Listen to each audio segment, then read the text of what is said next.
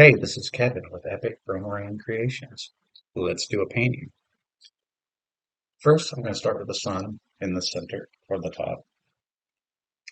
First color I choose is marigold.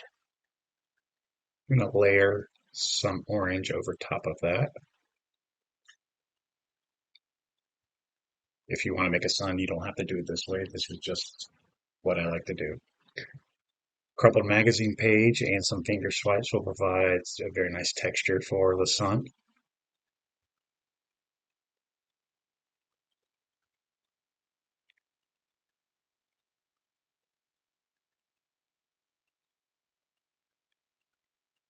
Going to go ahead and overspray just a little bit of black just to provide some sunspots.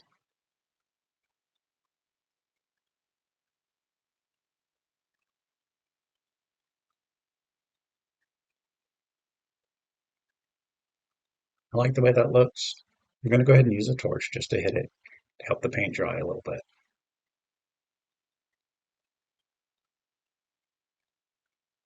While I'm working on these other planets, I just want to make a note. I know the production value of this video and the first one I did are horrible, but I'm working on it. If anybody actually sees these and would like to offer any tips, please, by all means, leave me some comments. I'd love to hear any advice that anybody has. The first planet I did there, I started with a base of blue and just sprayed some splotchy gold over the top. Now I'm just going to hit it with some white, just randomly. Once again, I'm going to hit it with the torch, just to help that paint dry. This isn't a necessary step, but I'm painting with my nephews and I want them to see the finished project, so I am kind of rushing through this one. The next one you see is green, and on top of that, I'm going to use some red and black.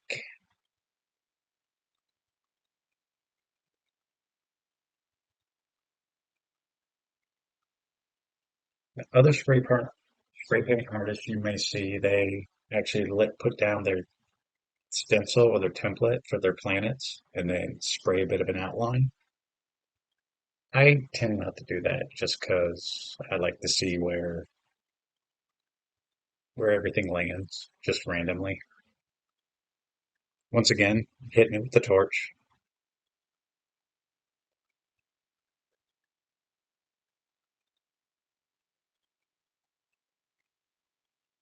Now we're going to give our planet some shadow. The sun is up at the top center, so that means the shadow on our planets is going to lie on the bottom half towards the outside in relation to the sun.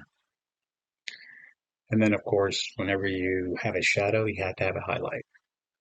You'll see that in nature.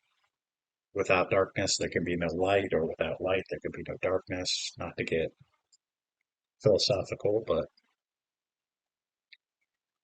and like I said, this is not the only way to do this. It may not even be the best way, but just as with video production, I'm just learning the spray paint art.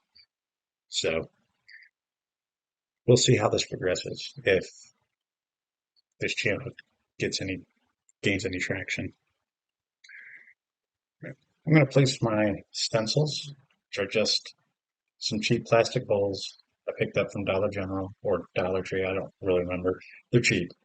I have a whole assortment you can see there on the side of different sizes.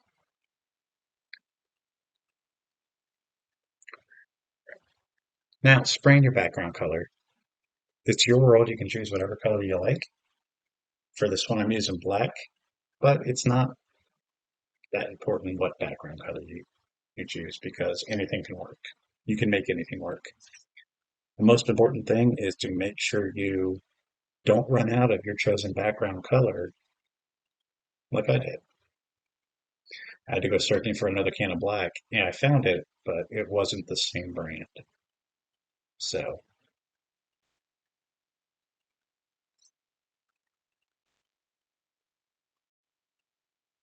now that we have our black background down, we're going to do some stars.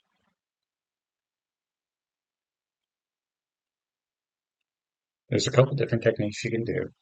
On this one, I'm literally just spraying the paint onto my fingers and then I'm flicking it off just like you can see there. One of the things I like about this is it gives you many different sizes and different shapes, but it is a bit messier. So depending on what you're trying to achieve, this may be a good one. Then we're just going to add some space clouds. This little system could be in part of a nebula, and that's some of the dust clouds that you see. Who knows? I'm going to go back, just add some blue stars now, just for a little bit of contrast.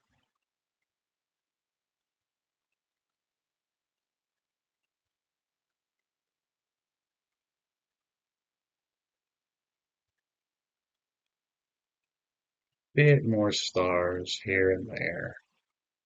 There is no right or wrong. This is your world.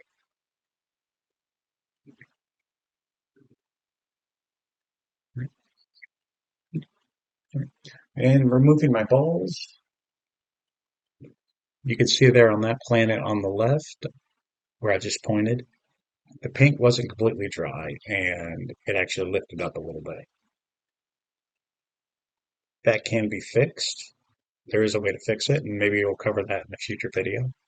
But it's best just to ensure you give the paint adequate time to dry before you put your templates on. And then to make a shooting star, I just invert the can and press it down on my canvas. We're starting to fade out, so I just like to say thank you for watching. And please leave me any comments or any advice you have. Thanks.